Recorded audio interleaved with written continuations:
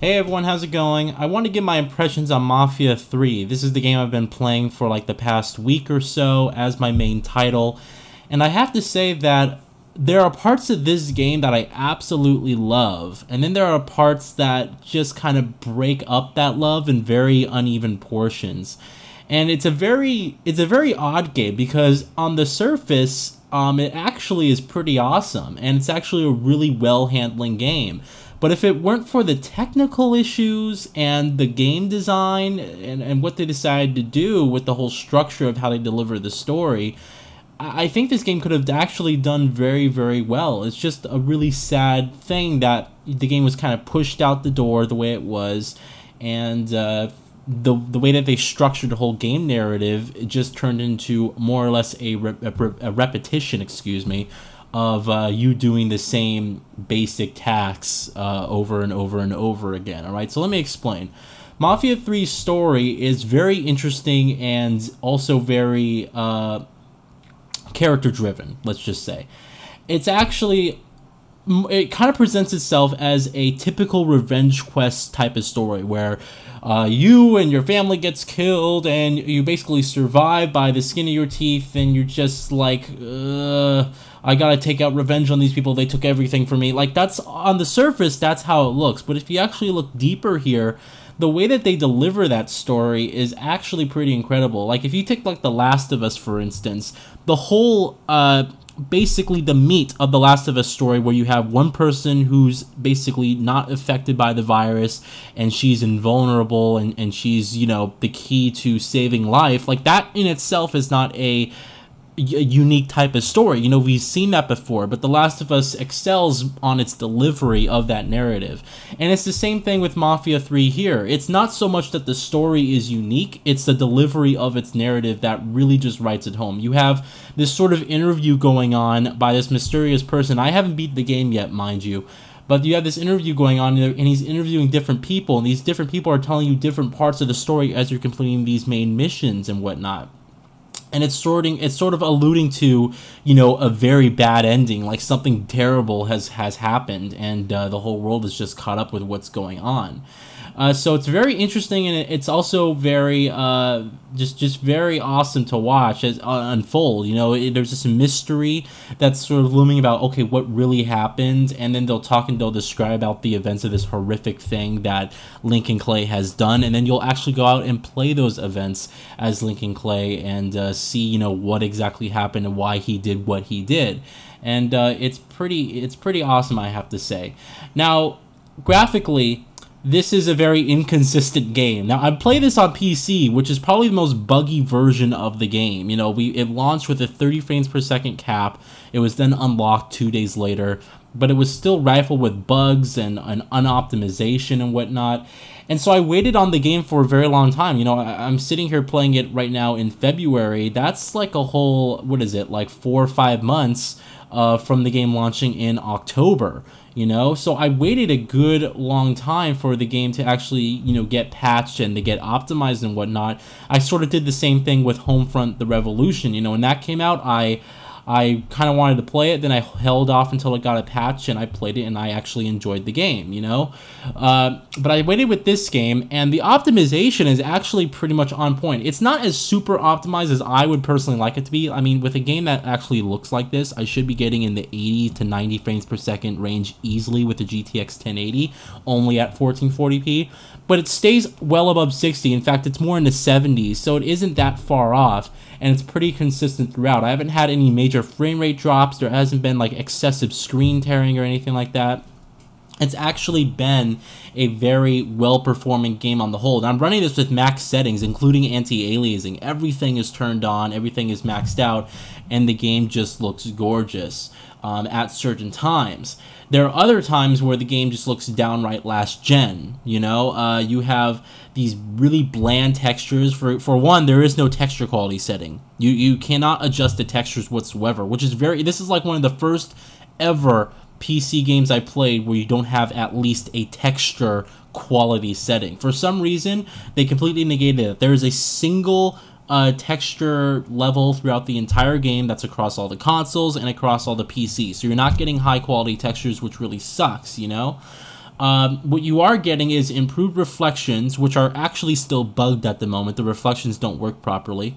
And then you also get improved volumetric lighting and draw distance, as well as shadow maps are a little bit higher as well. So it isn't that far off from like the PS4 Pro version of the game. You know, you don't get that much of a substantial upgrade. The big upgrade here, of course, is playing at 60 plus frames per second. You know, that's like, it's actually works out really well for this game. And to be honest, it really helps lend a hand at its excellent gameplay as well. So graphically, we're like some parts look really good, especially the lighting effects, and when the street, you know, when it rains and the street gets all wet and stuff, and you see those lighting effects, it can look downright really good at times, like very impressive.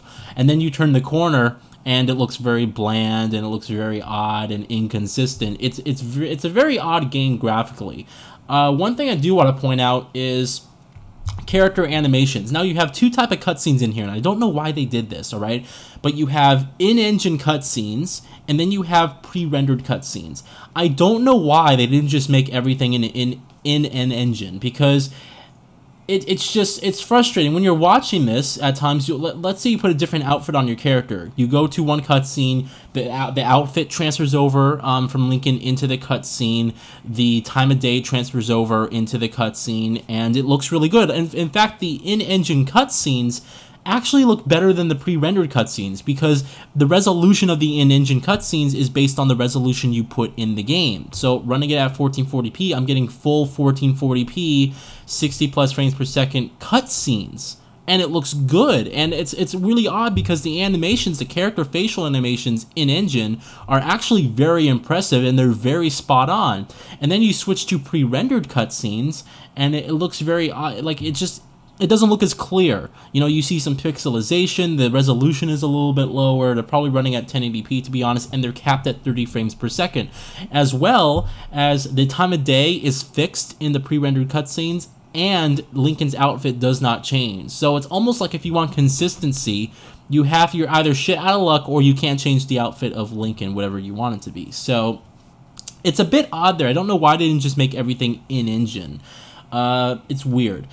Now, gameplay-wise, alright, I played Mafia 2, and I was a huge fan of Mafia 2. I absolutely loved the game. My biggest issue, however, with Mafia 2 was the fact that they created this gorgeous, very lively, and realistic portrayal of New York City called Empire Bay, and then they didn't put any activities in this open world in order to make it more, I guess make it more lively. You know, you have lots of citizens on the street, which is awesome, and you go into shops, you could buy outfits, and there's clerks there, and the cops would pull you over if you're speeding. You had like this great sense of atmosphere, but then you limited what the player could do. It's like Mafia 3 turned out to be like a 10-hour game, or I'm sorry, Mafia 2 turned out to be a 10-hour game, when if they just put activities and all this cool stuff in there, they probably could have bumped it up about 4 to 6 hours, you know?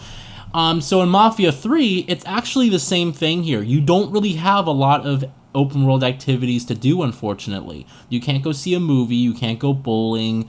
You can go into buildings, like certain buildings, but it actually has no effect, like it has no purpose. You can just go into like a shopping, like let's say like a mall, right? Not like a mall, but a market. Let's say you can go into a market, you can look around and probably buy some food or whatnot, but it has like no effect. You know, it's like that's pointless, that's basic. There's nothing really here outside of its excellent world design. And it is actually, to be honest with you, I'm very surprised of how well the open world is designed here. It's actually a really good interpretation of New Orleans, and I actually think it's more interesting than it appears to be, because I'm not a whole fan of the whole south side of America, to be honest with you. I don't find it that particularly interesting. So I was actually very pleasantly surprised when exploring New Bordeaux. I actually think the variety is very well, you know, put, and it actually is a better world, in my opinion, than Mafia 2's world ever was. Mafia 2's world, everything kind of looked very similar. You know, it was New York, you had just city and industrial spots everywhere. In this one, you have swamp areas, you have like the upper scale district, you have the poor district, you have like the business side district. It's a really good variety in terms of the style of the open world and the structure and how it's built. And your progression through the open world as you you unlock different parts of it, it actually is really good and makes a lot of sense and whatnot. Now, gameplay-wise, I do have to say, the shooting mechanics are incredible. I don't think anyone can fault this game on its excellent shooting mechanics. We're talking about some of the tightest, most well-handling third-person controls I've ever played in an open-world game. I mean, it's so responsive here, and it's also coupled by the fact that I'm not playing with VSync and I'm playing on a 144Hz native display here. But the freaking controls are so responsive, so crisp, and feel so awesome that shooting here is just... It's almost a new frontier in terms of open world games. You can upgrade your weapons, and you can also buy new weapons, and you can do favors for these particular mob bosses throughout the game that grant you more upgrades and more weapons for you to be able to choose from. And each weapon feels different from the last.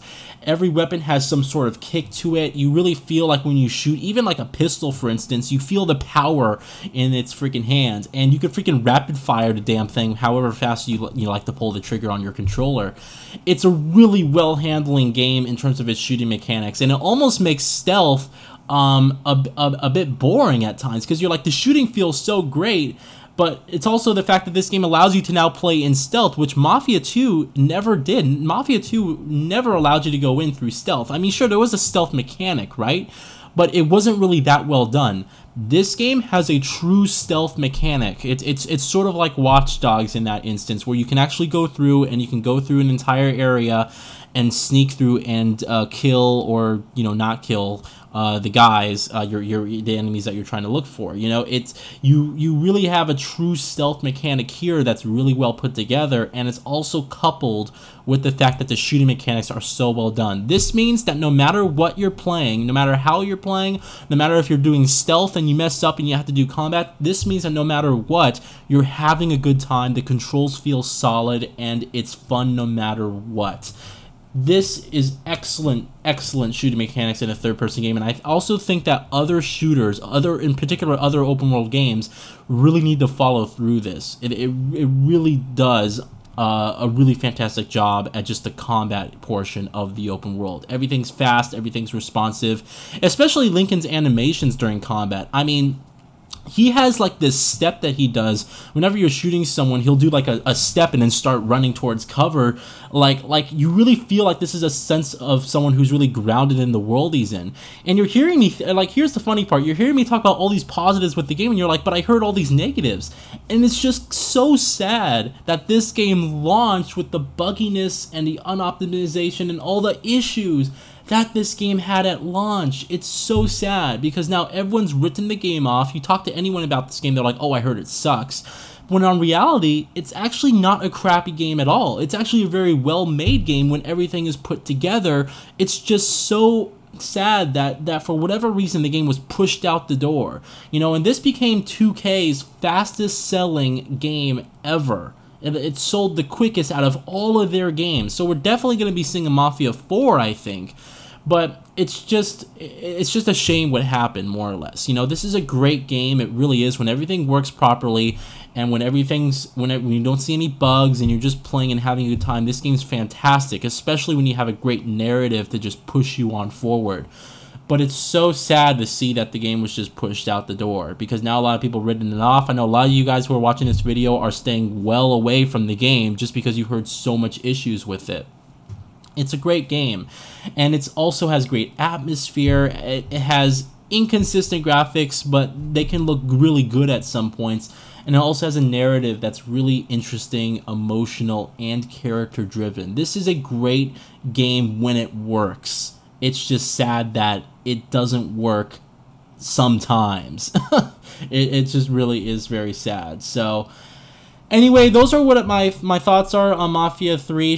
Do I think you should experience it? Yes. Down the line, I think when this game drops in price, definitely pick it up, because if nothing more, it is worth experiencing for the story, and the shooting mechanics, like I said, are some of the best in the genre. It's a really well-handling game. So thank you all for watching. I appreciate your viewership. Let me know what you think if you've already beaten the game. I want to beat this game by this weekend. Hopefully I can start another game after that, and we'll go on from there, all right?